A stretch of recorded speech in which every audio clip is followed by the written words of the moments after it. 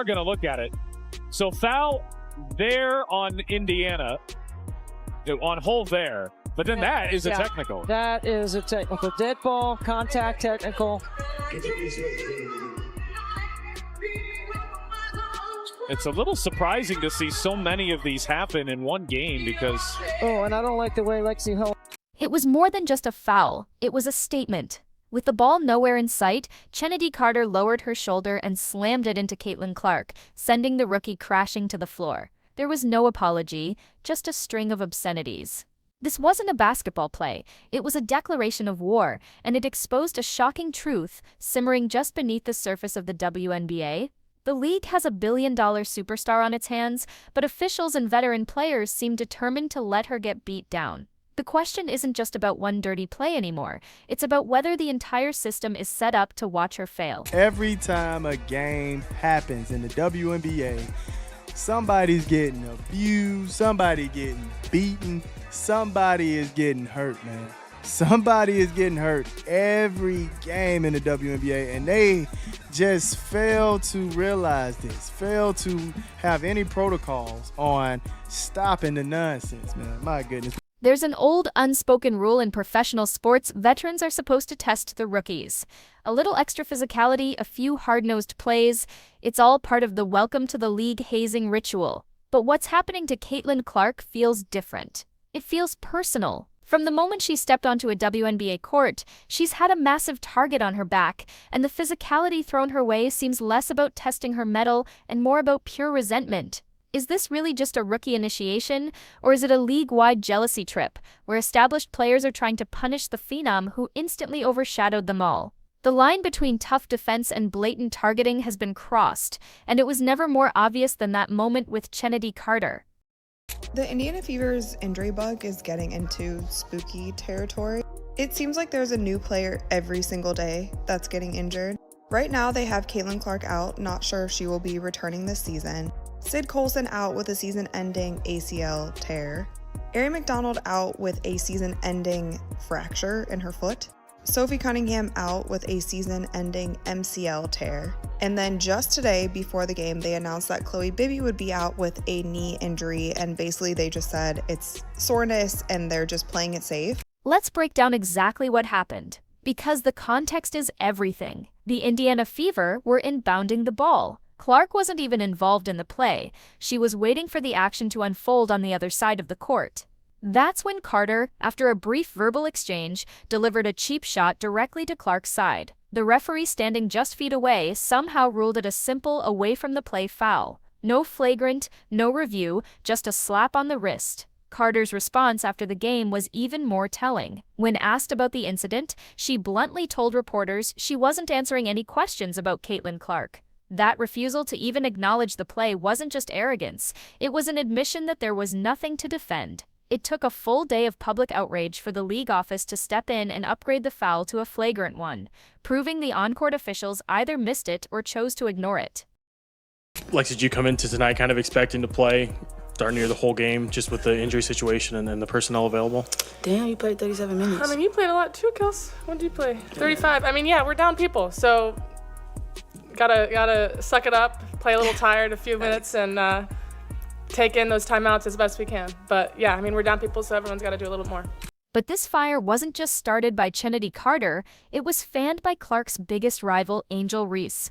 As Carter's cheap shot sent Clark to the floor, cameras caught Reese leaping off the Chicago Sky bench in celebration. She didn't just support her teammates' actions, she reveled in them. Weeks later, Reese delivered her own message, swinging her arm and catching Clark directly in the head on a drive to the basket. The officials once again made a questionable call, ruling it a flagrant one only after a lengthy review. Reese later complained that she was just making a basketball play, but the optics told a different story. The rivalry that had defined their college careers had now spilled into the pros, and it was... We've had 3 players in the last I don't know how many days, and 2 of those players are point guards, so not really. But, you know, at the same time, our ability to make plays out of what we have. right? I think a lot of our spacing allows players to do what they do best, creates opportunities for them to be successful, and then it's just making the right reads and finding the right pass, on time, on target. And some of that is with experience with your teammates, and some of that is instinct. And so we are trying to do as much as we can to put players in position to use those instincts. This wasn't just a Chicago Sky problem, it was quickly becoming a disturbing pattern across the entire league. Opponents were consistently being given a green light to get physical with Clark in a way that other players simply weren't experiencing. In a game against the New York Liberty, former MVP Breanna Stewart set a hard screen that bordered on a moving pick, sending Clark flying. Against the Connecticut Sun, she was bodied and bumped on nearly every possession. Even Diana Taurasi, who once famously warned that reality is coming for Clark, seemed to relish the aggressive defensive assignments against her. Each incident, viewed in isolation, could be dismissed as tough basketball, but when stitched together, they paint a picture of a league that has collectively decided to make Clark's rookie season a physical nightmare. And the ones who are supposed to stop it all seem to be At this rate, the Fever are going to end the season with a completely different team than what they started the season with. And even the players that they're bringing in on hardship or that they're signing midway through the season, they're now going down with injuries. The season from hell would be an understatement on this team right now. Kayla McBride, 13 points for Kayla McBride. Hit Lexie Hull with an elbow. Foul on Lexie Hull. Hits Lexie Hull with an elbow, foul on Lexie Hull. I don't understand.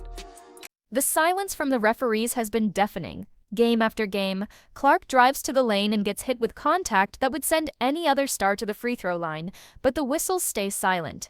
The blatant off-ball hip check from Carter, being initially ruled a common foul, was the most egregious example. It left fans and analysts asking a terrifying question: are the officials just incompetent, or is something more sinister at play? Are they being told to let them play to appease veterans, or are they simply intimidated by the anti-Clark sentiment brewing among some of the league's established stars? Whatever the reason, their inaction has created an environment where players feel empowered to take liberties with the league's biggest draw, knowing there will be few, if any, consequences in the moment. This was intentional. Now, if it wasn't intentional, okay, give it a flagrant one. I understand it. She wasn't trying to do it. Cool. But this was intentional. All right? She had malice on the heart with this one. Bad intentions. Okay? She was trying to wreck some stuff up there doing this one. Hey, let's just keep it a grand, man. Let's just keep it a grand. Kayla McBride was trying to knock Lexie right on her booty cheeks, but she succeeded at, fam. Knocked her clean out. Look at this. And if you thought the bias was only directed at Clark, you weren't paying attention. The officiating problem in Indiana runs much deeper, and one play proved it beyond a shadow of a doubt. In a game against the Minnesota Lynx, Fever guard Lexie Hull was fighting on defense when Kayla McBride swung her arms through, catching Hull with a sharp elbow straight to the face. Hull went down hard, clutching her face in obvious pain. It was a textbook flagrant foul. But in a decision that left the arena buzzing with shock, the referees called the foul on Hull, the very player who took the elbow. The call was so baffling it felt like a message. The entire Fever team was now playing by a different set of rules. Knocked her clean out, man. Oh my goodness. I mean, folded. Look at how her legs are folded right here.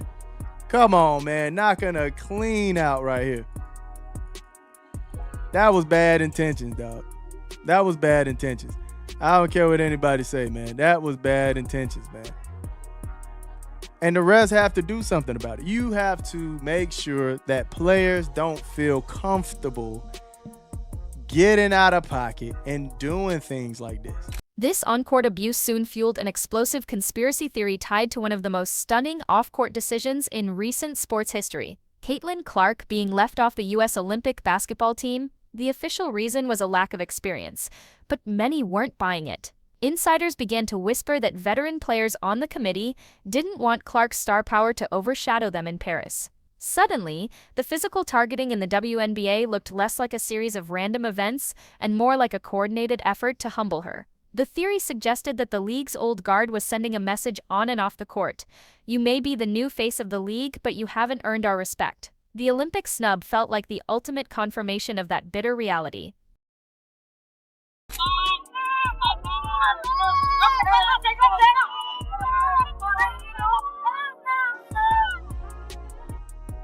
Indiana started this game 9 of 13, but has missed 4 straight until Shea Petty. The moment the Carter foul went viral, the story exploded far beyond the world of basketball. It became a national conversation.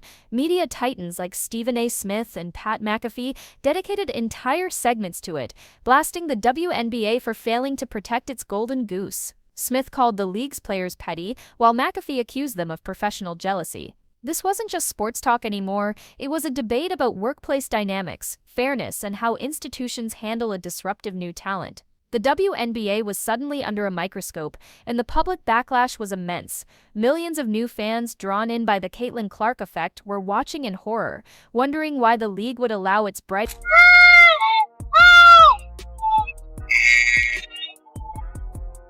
reaction. It looked like it was a lot more violent than that. It's still gotta hurt, though. The pass from Williams. Oh, Collier is blocked. While the world debated, Caitlin Clark was fighting a hidden battle on the court. The physical toll was obvious, but the mental and emotional strain was just as punishing. Her frustration began to boil over. She could be seen pleading her case to referees during timeouts, her arms outstretched in disbelief after yet another no call.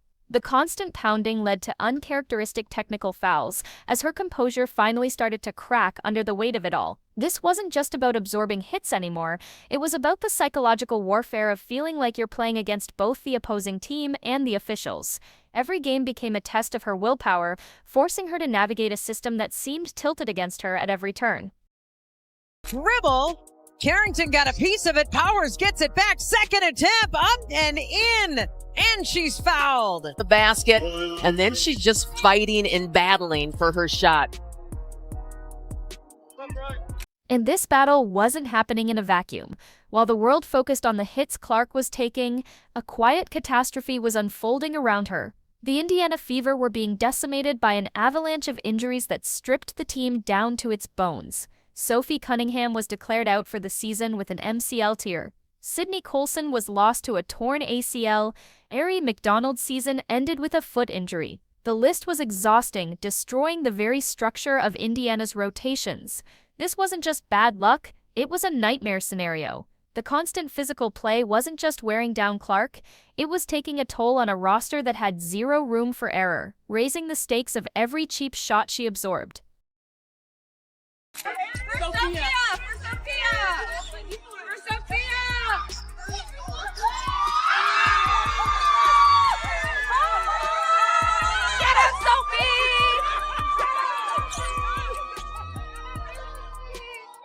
With the referees offering no help, the Indiana Fever were left to fend for themselves.